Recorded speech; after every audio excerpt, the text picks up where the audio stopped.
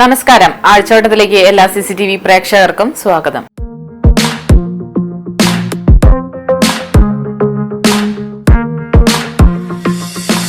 Covid നിരക്ക് ഉയരുകയാണ്. Covid വ്യാപനം തടയുന്നതിനായി രാജ്യത്ത് പ്രഖ്യാപിച്ച 4ാം ഘട്ട ലോക്ഡൌൺ അവസാനിക്കാനിരിക്കെ തീവ്രബാധിത പ്രദേശങ്ങളിൽ മാത്രം നിയന്ത്രണം ഏർപ്പെടുത്തിയാൽ മതിയെന്നാണ് ഭൂരിപക്ഷം സംസ്ഥാനങ്ങളും കേന്ദ്രത്തെ അറിയിച്ചിരിക്കുന്നത്.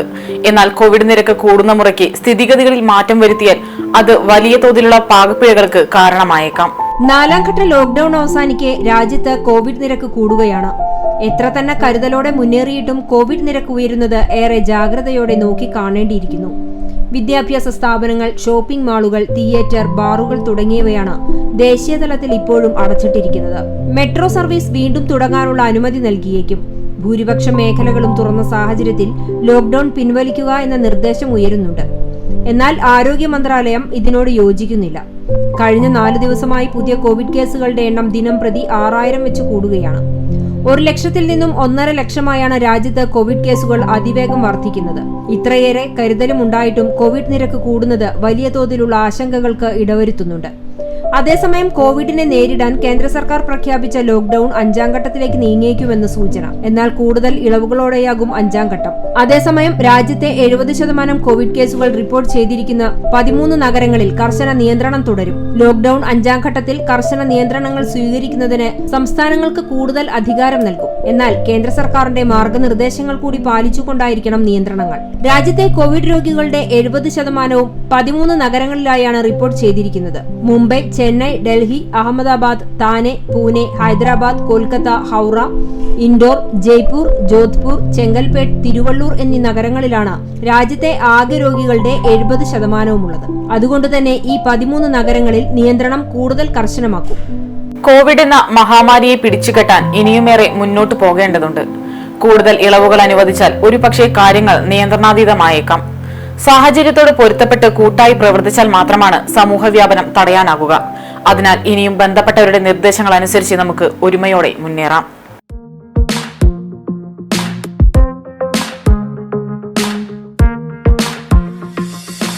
കോവിഡ് ഭീതിക്കൊപ്പം തന്നെ മഴക്കാല പകർച്ചവ്യാധിയും പടർന്നു പിടിക്കാനുള്ള സാധ്യത ഏറെ ഗൗരവപൂർവ്വം നോക്കിക്കാണുന്നതിനിടയ്ക്കും ഒട്ടേറെ സ്ഥലങ്ങൾ പലപ്പോഴും മലിനമയമായി കിടക്കുന്നുണ്ട് എന്നതാണ് യാഥാർത്ഥ്യം. കണ്ടാണശ്ശേരി പഞ്ചായത്തിലെ പ്രാഥമികാരോഗ്യ കേന്ദ്രത്തിലെ മഴവെള്ള സംഭരണിയുടെ സ്ഥിതിയും മറിച്ചല്ല. മാലിന്യ കൂമ്പാരമായി മാറിയ സംഭരണിയിൽ നിന്നും പകർച്ചവ്യാധികൾ പടരാനുള്ള സാധ്യത ഏറെയാണ്. അതീവ ജാഗ്രതയോടെയാണ് കേരളക്കര ഓരോ ചുവടും മുന്നോട്ട് വയ്ക്കുന്നത്. എന്നിരുന്നാലും പലയിടത്തും പാകപ്പിഴകൾ കാണുന്നുമുണ്ട്. ഇത്തരത്തിലുള്ള പ്രതികൂല സാഹചര്യങ്ങൾ നികത്തിയാൽ മാത്രമേ പകർച്ചവ്യാധികളെ ചെറുത്ത് തോൽപ്പിക്കാനാകൂ. കണ്ടാണശ്ശേരി പഞ്ചായത്തിലെ പ്രാഥമികാരോഗ്യ കേന്ദ്രത്തിലെ മഴവെള്ള സംഭരണിയുടെ ശോച്യാവസ്ഥ കണക്കിലെടുത്ത് അടിയന്തര നടപടി സ്വീകരിക്കണമെന്നാവശ്യപ്പെട്ട് കോൺഗ്രസ് രംഗത്തെത്തിക്കഴിഞ്ഞു. ആരിലും ആശങ്ക നിറയ്ക്കുന്നതാണ് മഴവെള്ള സംഭരണിയുടെ ഇപ്പോഴത്തെ അവസ്ഥ. മഴവെള്ള സംഭരണിയിൽ നിന്നും കിണറ്റിലേക്ക് വെള്ളം ഒഴുകിപ്പോകുന്നതിനുള്ള പൈപ്പുകൾ പൊട്ടിപ്പൊളിഞ്ഞ അവസ്ഥയിലാണ്. ഇതുമൂലം മാലിന്യങ്ങൾ കിണറ്റിൽ പതിക്കുന്ന സാഹചര്യമാണ് നിലവിലുള്ളത്. ക്ഷുദ്രജീവികളുടെ മലമൂത്ര വിസർജനങ്ങൾ പൊട്ടിയ പൈപ്പ് വഴി കിണറ്റിൽ പതിക്കുന്നത് ആശങ്ക വർദ്ധിപ്പിക്കുന്നുമുണ്ട്. മഴക്കാലമാകുന്നതിന് മുൻപ് കിണർ ശുദ്ധീകരിക്കുന്നതിനുള്ള നടപടി പൂർത്തീകരിച്ചില്ലെങ്കിൽ സാംക്രമിക രോഗങ്ങൾ പടരാനുള്ള സാധ്യത ഏറെയാണ്. കൊറോണ വൈറസ് വ്യാപനത്തിനൊപ്പം ഡെങ്കിപ്പനിയും എലിപ്പനിയും ഉൾപ്പെടെയുള്ള രോഗങ്ങൾ പലയിടത്തും പടർന്നു പിടിക്കുമ്പോഴാണ് പ്രാഥമികാരോഗ്യ കേന്ദ്രത്തിൽ തന്നെ ഇത്തരം സാഹചര്യം സംജാതമായിട്ടുള്ളത്. കൂടാതെ ഇവിടെ മോട്ടോർ പ്രവർത്തിക്കാത്തതുമൂലം ജീവനക്കാർ ബുദ്ധിമുട്ടിലാണ്. ഭരണാധികാരികളുടെ അടിയന്തര ഇടപെടൽ ഉണ്ടാകണമെന്നാവശ്യപ്പെട്ട് കോൺഗ്രസ് നേതാക്കൾ പ്രാഥമികാരോഗ്യ കേന്ദ്രത്തിൽ സന്ദർശനം നടത്തി സ്ഥിതിഗതികൾ പരിശോധിക്കുകയും ചെയ്തു. മെഡിക്കൽ ഓഫീസർ ഡോക്ടർ സുബിയുമായി ചർച്ച നടത്തിയ കോൺഗ്രസ് നേതാക്കൾ പ്രശ്നം അടിയന്തരമായി പരിഹരിക്കണമെന്നും ആവശ്യപ്പെട്ടിട്ടുണ്ട്. ഈയൊരു വിഷയത്തിൽ തുടർ നടപടികൾ എങ്ങനെയെന്ന് കണ്ടുതന്നെ അറിയാം. മലിനമയമാണ് മഴവെള്ള സംഭരണി. ആശങ്കകളും ആകുലതകളും ആവോളം പേറുന്നവർ സാധാരണക്കാരാണ്. ദാഹജലം മരണമണി മുഴക്കുമ്പോഴും അതുതന്നെ പിന്നെയും ഉപയോഗിക്കേണ്ടി വരുന്ന അവസ്ഥ ഏറെ ദയനീയമാണ്. ഈ ഒരു അവസ്ഥയിലേക്ക് നീങ്ങുന്നതുവരെ അധികാരികൾ ഈ ഒരു വിഷയത്തിൽ ശ്രദ്ധ ചെലുത്തിയില്ലെങ്കിൽ പൊതുജനം ആരെയാണ് പഴിക്കുക? മാനുഷിക പരിഗണന കണക്കിലെടുത്ത് ഇനിയെങ്കിലും ഈ ഒരു പ്രശ്നത്തിന് പരിഹാരം കാണേണ്ടത് അനിവാര്യമാണ്.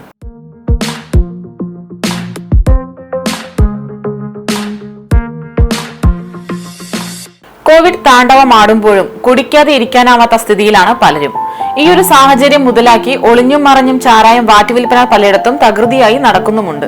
ഈ ഒരു പശ്ചാത്തലത്തിൽ കടങ്ങോട് മണ്ടംപറമ്പിൽ പ്രവർത്തിച്ചിരുന്ന ചാരായം വാറ്റുകേന്ദ്രം തൃശൂർ എക്സൈസ് സ്പെഷ്യൽ സ്ക്വാഡ് അർദ്ധരാത്രി മിന്നൽ പരിശോധന നടത്തി നശിപ്പിക്കുകയും സംഭവത്തിൽ 2 പേർക്കെതിരെ കേസെടുക്കുകയും ചെയ്തു.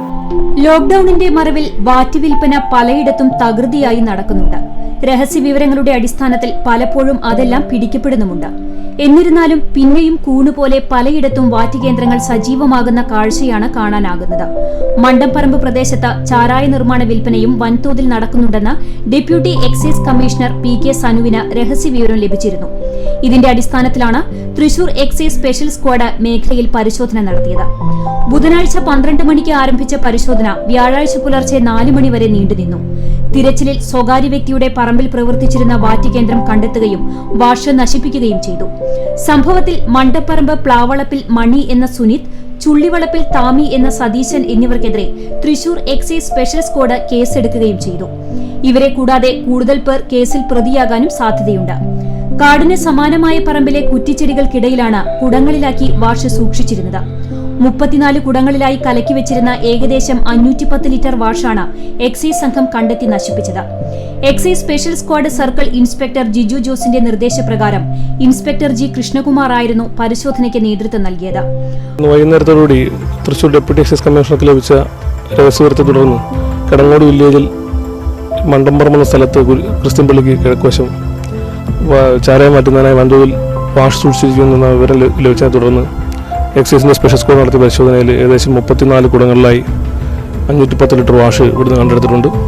ഈ രാത്രി നടത്തിയ തെരച്ചിലാണ് ഇത്രയും വാഷും വാറ്റുപകരണങ്ങളും ഇവിടുന്ന് പിടികൂടിയിട്ടുള്ളത്. ഇതുമായി ബന്ധപ്പെട്ട് പ്രതികളെ സംബന്ധിച്ച് ഏകദേശം സൂചന ലഭിച്ചിട്ടുണ്ട്.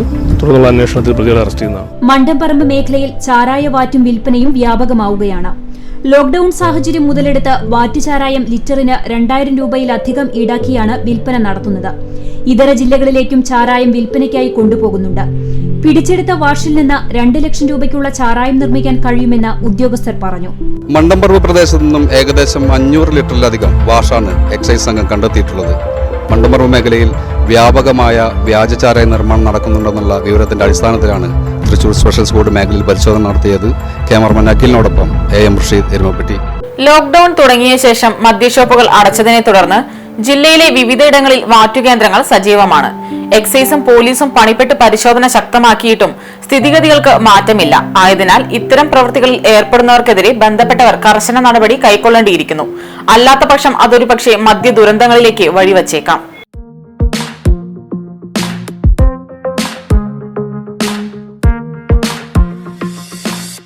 ആവാസ വ്യവസ്ഥകളിലുണ്ടാകുന്ന ചെറിയ മാറ്റങ്ങളോട് പോലും പെട്ടെന്ന് പ്രതികരിക്കുന്നവയാണ് പൂമ്പാറ്റകൾ. അതിനാൽ ഇവയുടെ ആവാസ സ്ഥലത്തിന് ഏറെ പ്രത്യേകതകളുമുണ്ട്. അത്ര എളുപ്പത്തിലൊന്നും ഇവയെ ആകർഷിക്കാൻ കഴിയില്ല. എന്നാൽ പൂമ്പാറ്റകൾക്ക് ആവശ്യമായ ചെറു ആവാസ വ്യവസ്ഥ വീട്ടിൽ തന്നെ ഒരുക്കി ശ്രദ്ധേയനാവുകയാണ് കാട്ടകാമ്പാൽ സ്വദേശി വിനോദ്. ബാല്യത്തിലെന്നതുപോലെ ഏതു പ്രായത്തിലും പൂമ്പാറ്റകൾ കൗതുകമാണ്.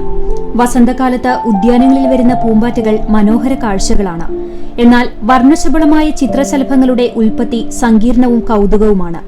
ഇവയെ നിരന്തരം നിരീക്ഷിച്ച് ചെറു ആവാസ വ്യവസ്ഥ വീട്ടിൽ തന്നെ ഒരുക്കി ശ്രദ്ധേയനാവുകയാണ് കാട്ടകാമ്പാൽ സ്വദേശി വിനോദ്. വീട്ടുകവാടത്തിന് അലങ്കാരമാക്കാൻ വേണ്ടിയാണ് വിനോദ് പടർന്നു വളരുന്ന വള്ളിച്ചെടി നട്ടു വളർത്തിയത്. വളർന്നു പന്തലിച്ചപ്പോൾ ചെടികളിൽ ധാരാളം പൂമ്പാറ്റകൾ വരാൻ തുടങ്ങി.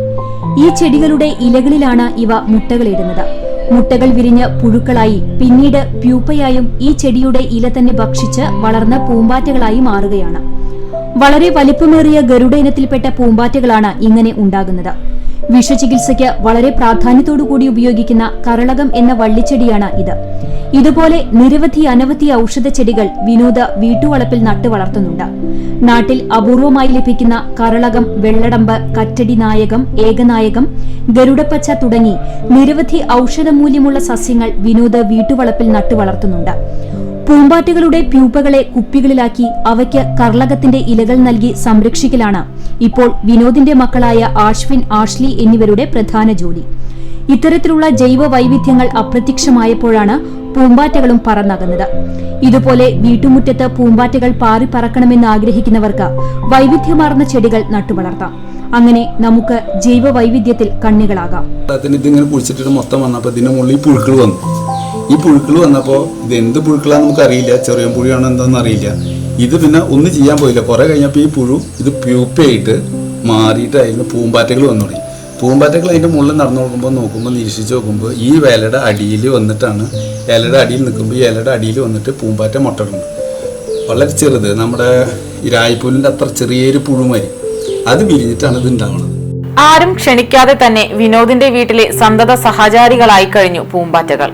ഈ ഉദ്യാനം ആകർഷിക്കപ്പെട്ട് ഇവ വംശവർധനയും ഇവിടെ നടത്തുന്നുണ്ട്. പ്രകൃതിയോടും പൂമ്പാറ്റകളോടുമുള്ള ഈ ഇഷ്ടം പ്രോത്സാഹിപ്പിച്ചാൽ ഭൂമി നാളെ ഇന്നത്തേക്കാൾ സുന്ദരമാകും.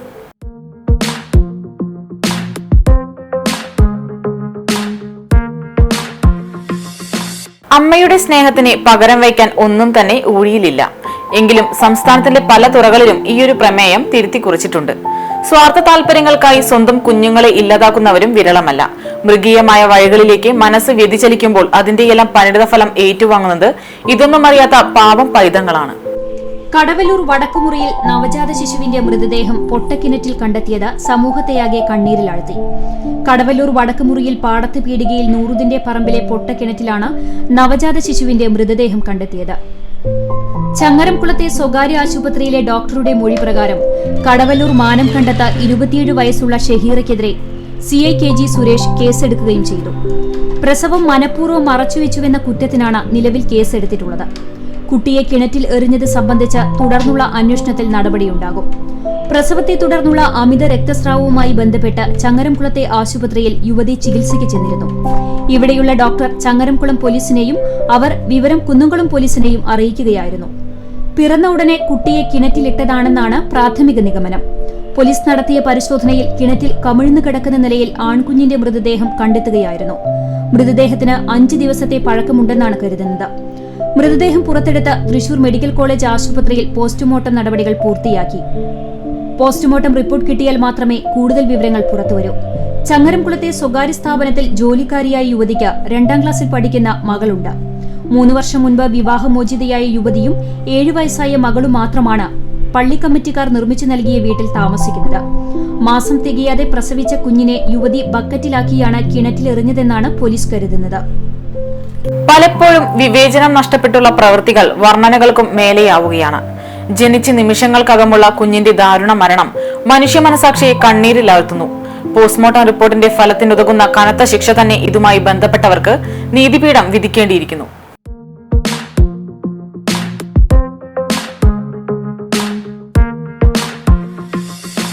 കോവിഡിനെ തുടർന്ന് ഗുരുവായൂർ ക്ഷേത്രത്തിൽ ഏർപ്പെടുത്തിയ നിയന്ത്രണങ്ങൾ കാരണം ക്ഷേത്ര ദർശനം നടത്താനാവാത്ത നിരവധി പേരാണുള്ളത്.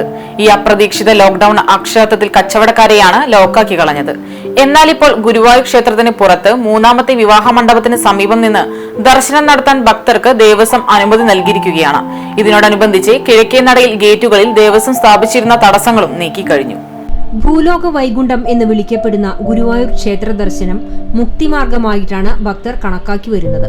അതിനാൽ തന്നെ നാനാ തുറകളിൽ നിന്നും ദിവസേന നിരവധി ഭക്തരാണ് ഗുരുവായൂർ ക്ഷേത്ര ദർശനത്തിനായി എത്തിക്കൊണ്ടിരുന്നത്. എന്നാൽ കൊറോണയും അപ്രതീക്ഷിത ലോക്ഡൌണും വന്നതോടുകൂടി സ്ഥിതിഗതികൾ മാറി മറിഞ്ഞു. ക്ഷേത്രവും ക്ഷേത്ര പരിസരവും കടുത്ത നിയന്ത്രണത്തിലായി. എന്നാൽ ഇപ്പോൾ നിയന്ത്രണങ്ങളോടെ 3ാമത്തെ വിവാഹ മണ്ഡപത്തിന് സമീപം നിന്ന് ദർശനം നടത്താൻ ഭക്തർക്ക് ദേവസ്വം അനുമതി നൽകിയിരിക്കുകയാണ്. ഭക്തർ ദീപസ്തംഭത്തിനടുത്തേക്ക് എത്താതിരിക്കാൻ മണ്ഡപത്തിനടുത്ത് ഗേറ്റ് സ്ഥാപിച്ചിട്ടുണ്ട്.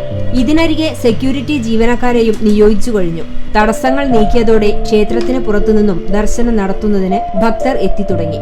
ദർശനം നടത്താനെത്തുന്നവരിൽ 5 പേരെ വീതമാണ് കടത്തിവിടുന്നത്. 2 മാസത്തിലേറെയായി ഗുരുവായൂരപ്പ ദർശനം നടത്താൻ കഴിയാത്തവർ പുറത്തുനിന്നെങ്കിലും ഗുരുവായൂരപ്പനെ ഒരു നോക്കു കാണാനായതിന്റെ സന്തോഷത്തിലാണിപ്പോൾ. ഇവിടെ ഭണ്ഡാരം സ്ഥാപിച്ചിട്ടുള്ളതിനാൽ ഭക്തർക്ക് വഴിപാട് നിക്ഷേപിക്കാനാകും. ക്ഷേത്രത്തിനുള്ളിലേക്ക് ഭക്തർക്ക് പ്രവേശനമില്ലാത്തതിനാൽ പൂജകളെല്ലാം നേരത്തെ പൂർത്തിയാക്കി 9:45 ക്ഷേത്രനട അടയ്ക്കും. വൈകിട്ട് 4:30 പതിവ് പോലെ തുറന്ന് രാത്രി 8:15 പൂജകൾ പൂർത്തീകരിച്ച് ക്ഷേത്രനട അടയ്ക്കും.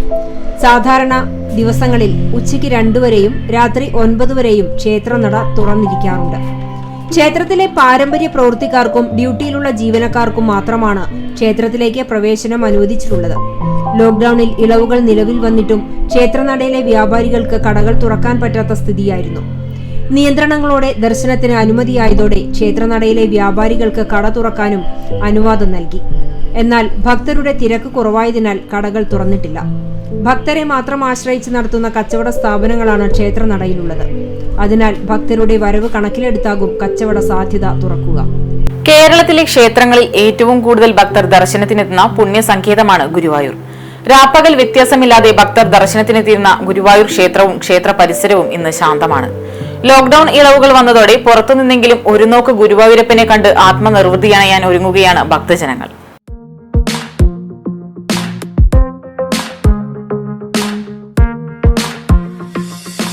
കുതിരസവാരി ഇഷ്ടമില്ലാത്ത ആരുണ്ട് ഈ ലോകത്ത്? പക്ഷേ ഊട്ടിയിലും മൈസൂരും ടൂർ പോകുമ്പോൾ മാത്രം കുതിരപ്പുറത്ത് കയറി ഒന്ന് ചുറ്റി ആശ തീർക്കാനാണ് നമ്മുടെ യോഗം. എന്നാൽ ഇനി അങ്ങനെയല്ല. കുതിരസവാരി നടത്താൻ അവസരമൊരുക്കുകയാണ് മർത്തങ്കോട് ചിറമനേങ്ങാട് അബ്ദുൽ ജലീൽ.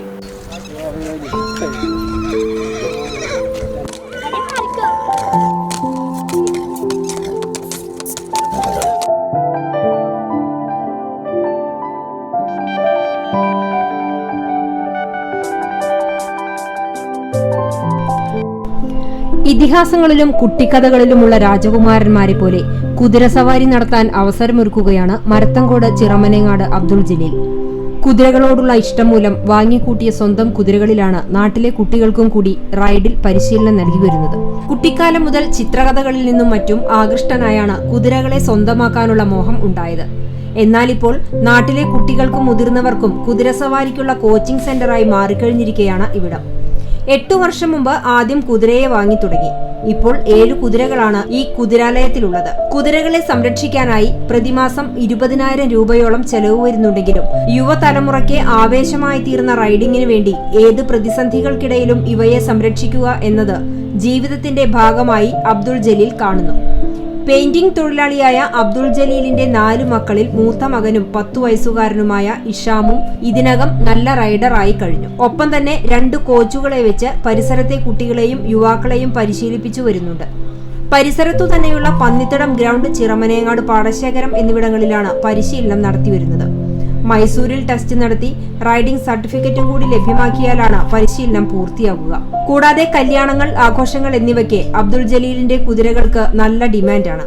ഭാരിച്ച ചെലവിനെ നേരിടാൻ ഇത്തരം വരുമാനങ്ങൾ വളരെ ആശ്വാസമായിരുന്നു. എന്നാൽ ലോക്ക്ഡൌൺ ആ വരുമാനം ഇല്ലാതാക്കി. എങ്കിലും കുതിരസവാരിയിലെ ഭ്രമം കുട്ടികളിൽ നിലയ്ക്കാത്തിടത്തോളം റൈഡിംഗ് പരിശീലനവും കുതിര പരിപാലനവും നടന്നുപോകുമെന്ന പ്രതീക്ഷയിലാണ് അബ്ദുൾ ജലീൽ. നമ്മളൊരു 7-8 വർഷമായിട്ട് ഇപ്പോൾ കുതിരനെ വളർത്തി തുടങ്ങിയിട്ട് ഇപ്പോൾ 7 ഹോഴ്സസ് ഉണ്ട് ഇവിടെ. അത്യാവശ്യം പേര് പഠിക്കാൻ വരുന്നുണ്ട്. പിന്നെ പരിപാടികൾക്ക്, കല്യാണം, ഫങ്ഷൻസ്, അങ്ങനെയൊക്കെ പരിപാടികൾക്ക് കുതിരനെ കൊണ്ടുപോകും. ഇപ്പോൾ ലോക്ക്ഡൗൺ കാരണം പഠിപ്പിക്കലില്ല. അത് കഴിഞ്ഞാൽ ക്ലാസ് തുടങ്ങും. പഠിക്കാൻ പിള്ളേർ വരുന്നുണ്ട്.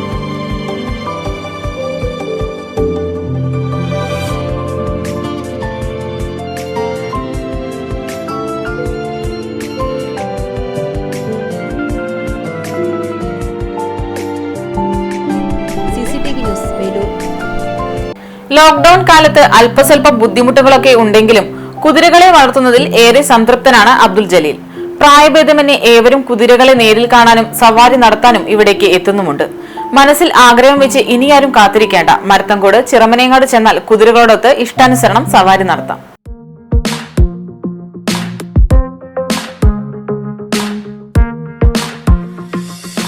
റെയിൽവേ സ്റ്റേഷൻ മാസ്റ്ററാകാൻ അശ്വിനെ ഇനിയും കടമ്പകൾ കടക്കണം. അതുവരെ കാത്തിരിക്കാൻ സമയമില്ലാത്തതിനാൽ വീട്ടിലൊരു റെയിൽവേ സ്റ്റേഷൻ ഉണ്ടാക്കി സ്റ്റേഷൻ മാസ്റ്ററുടെ ജോലിയിൽ വ്യാപൃതനായിരിക്കുകയാണ് ഈ കൊച്ചുമിടുക്കൻ. ഗുരുവായൂർ നരേങ്ങത്ത് പറമ്പിൽ സതീഷ് കുമാർ, മാധുരി ദമ്പതികളുടെ മകൻ അശ്വിനാണ് വീടിനകത്ത് തൃശൂർ റെയിൽവേ സ്റ്റേഷന്റെ മാതൃക ഉണ്ടാക്കിയിരിക്കുന്നത്. ഈ റെയിൽവേ സ്റ്റേഷനിലെ സ്റ്റേഷൻ മാസ്റ്ററും ലോക്കോ പൈലറ്റും ഗാർഡുമെല്ലാം അശ്വിൻ തന്നെയാണ്. വീടിന്റെ മുകൾ നിലയിലാണ് സ്റ്റേഷൻ സജ്ജീകരിച്ചിരിക്കുന്നത്. ഇവിടെ ട്രെയിൻ വരുന്നില്ലെന്ന് ഒഴിച്ചാൽ ബാക്കിയെല്ലാം റെയിൽവേ സ്റ്റേഷനിലേതുപോലെ തന്നെയാണ്. വീടിന്റെ മുകൾ നിലയിലെ മുറിയോട് ചേർന്നുള്ള ഹാളാണ് വർഷങ്ങൾ നീണ്ട പരിശ്രമത്തിനൊടുവിൽ റെയിൽവേ സ്റ്റേഷന് വഴിമാറിയത്. റെയിൽവേ സിഗ്നൽ സംവിധാനം മാത്രമല്ല, സ്റ്റേഷൻ മാസ്റ്റർക്ക് വേണ്ട എല്ലാ സംവിധാനങ്ങളും ഇവിടെ തയ്യാറാണ്. Station master, loco pilot, guard എന്നിവരുടെ രജിസ്റ്ററും യൂണിഫോമും അശ്വിൻ തയ്യാറാക്കിയിട്ടുണ്ട്. വാക്കി ടോക്കി, ബ്രീത്ത് അനലൈസർ എന്നുവേണ്ട ഒരു റെയിൽവേ സ്റ്റേഷൻ ആവശ്യമായ എല്ലാ സംവിധാനങ്ങളും ഇവിടെയുണ്ട്. കുഞ്ഞുനാൾ മുതലേ അശ്വിന്റെ മനസ്സിൽ ഇടം നേടിയതാണ് സ്റ്റേഷൻ മാസ്റ്റർ ആകാനുള്ള ആഗ്രഹം. അകന്ന ബന്ധു സ്റ്റേഷൻ മാസ്റ്റർ ആയിരുന്നു. ഇദ്ദേഹത്തിനൊപ്പം റെയിൽവേ സ്റ്റേഷനിലെത്തി സിഗ്നൽ സംവിധാനത്തെക്കുറിച്ച് മനസ്സിലാക്കുകയും ഇദ്ദേഹം വഴി മറ്റു സ്റ്റേഷനുകളിലെ ഉദ്യോഗസ്ഥരുമായി കൂടുതൽ പരിചയം സമ്പാദിക്കുകയും ചെയ്തു. റെയിൽവേ ഫാൻസ് അസോസിയേഷൻ വഴി ഈ മേഖലയിലെ വിദഗ്ധരുമായി കൂടുതൽ അടുപ്പം സ്ഥാപിക്കാനായി. ഇങ്ങനെയെല്ലാം മനസ്സിലാക്കിയ കാര്യങ്ങളാണ് സ്റ്റേഷൻ നിർമ്മാണത്തിന് മുതൽക്കൂട്ടാക്കിയത്. യൂട്യൂബിൽ നിന്ന് കൂടുതൽ കാര്യങ്ങൾ പഠിച്ചെടുക്കാനും കഴിഞ്ഞു. ബികോം അവസാന വിദ്യാർത്ഥിയായ ഇദ്ദേഹം പുസ്തകങ്ങൾ വായിച്ചു മനസ്സിലാക്കിയാണ് സിഗ്നൽ സംവിധാനത്തിന് വേണ്ട ഇലക്ട്രോണിക് സംബന്ധമായ ജോലികൾ പൂർത്തീകരിച്ചത്. സ്റ്റേഷൻ മാസ്റ്റർ ആകാനുള്ള അടങ്ങാത്ത ആവേശമാണ് ഇത്തരത്തിലൊരു സംവിധാനം ഒരുക്കാൻ പ്രചോദനമെന്ന് അശ്വിൻ പറയുന്നു. മറ്റ് സ്റ്റേഷൻ മാസ്റ്റർമാരെ പുറത്ത് നിന്നിട്ടുള്ള അവർ നോബുകൾ തിരിക്കുന്നതും അങ്ങനെയുള്ള കാര്യം സിഗ്നൽ കൊടുക്കുന്നതും പച്ച കൊടി കാണിക്കുന്നതും അപ്പം അങ്ങനെ കണ്ടിട്ട് എനിക്കതിനുള്ള ഒരു ആരാധന എന്താ പറയുക അത് തോന്നിയിട്ട് ഉണ്ടാക്കിയൊരു സംഭവമാണ്. 2018 ഈ ഒരു പാനൽ സെറ്റ് ചെയ്തത്. 2018 ലേഔട്ട് വരച്ചു. വെക്കേഷൻ ടൈമിൽ ഞാൻ ഇത് കംപ്ലീറ്റ് ട്രാക്ക് സർക്യൂട്ട് ചെയ്തു. സിഗ്നലിങ് 2019 ചെയ്തു. ഇപ്പം ഇത് കംപ്ലീറ്റ് വർക്കിംഗ് ആക്കി ഞാൻ. വീട്ടുകാരുടെ അകമഴിഞ്ഞ സഹകരണവുമുണ്ട്. അശ്വിന് 40 ദിവസം മാത്രം പ്രായമുള്ള സമയം മുതൽ ട്രെയിൻ യാത്ര നടത്തിയിരുന്നുവെന്നും റെയിൽവേയുമായുള്ള നിരന്തര ബന്ധമാണ് മകന് സ്റ്റേഷൻ മാസ്റ്റർ ആകാനുള്ള ആഗ്രഹം ജനിച്ചതെന്നാണ് രക്ഷിതാക്കൾ പറയുന്നത്. ഞാൻ ഏകദേശം ഇവന് ഒരു 40 ദിവസം പ്രായമുള്ള സമയത്ത് എൻ്റെ വീട് എറണാകുളമാണ്. എറണാകുളത്ത് നിന്ന് ഹസ്ബൻഡിൻ്റെ വീട് ഗുരുവായൂർ. അപ്പം ഇവിടെ ഒരു മണത്തല ഹൈസ്കൂളിൽ ഒരു PSC ടെസ്റ്റ് ഉണ്ടായിരുന്നു. അപ്പോൾ ഈ 40 ദിവസം പ്രായമുള്ള കൈക്കുഞ്ഞിനായിട്ട് ഞാനിങ്ങനെ ഇവിടെ വന്ന് ടെസ്റ്റ് എഴുതുമ്പോൾ ട്രെയിനിലാണ് വന്നത്. പിന്നെ ഒരു 4 മാസം പ്രായമാകുമ്പോൾ കാസർഗോഡ് ഈ കുഞ്ഞിനായിട്ട് പോയി. അപ്പം പിന്നെ നിരന്തരം എൻ്റെ വീട്ടിലേക്ക് പോകുന്ന ട്രെയിൻ യാത്രയിലൂടെ ഇവനെന്തോ ട്രെയിനിനായിട്ട് ഭയങ്കര അറ്റാച്ച്മെൻറ്റ്. മകന്റെ ആഗ്രഹം ആദ്യം തമാശയായാണ് കരുതിയിരുന്നെങ്കിലും ഇപ്പോൾ മകനെ സ്റ്റേഷൻ മാസ്റ്റർ ആക്കാനുള്ള തയ്യാറെടുപ്പിലാണെന്ന് അമ്മ മാധുരി പറഞ്ഞു.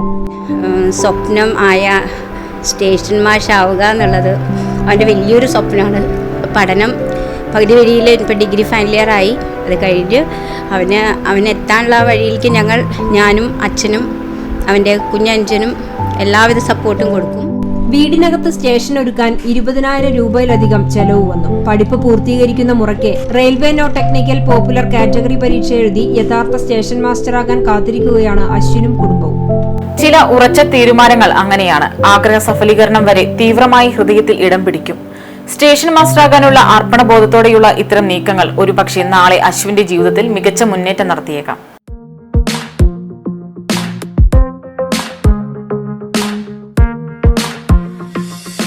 ഇതോടുകൂടി ഈ വാരത്തെ ആഴ്ചവട്ടം പൂർത്തിയാകുന്നു. പുത്തൻ വാർത്തകളുടെ വിശകലനവുമായി കണ്ടുമുട്ടും വരെ നന്ദി, നമസ്കാരം.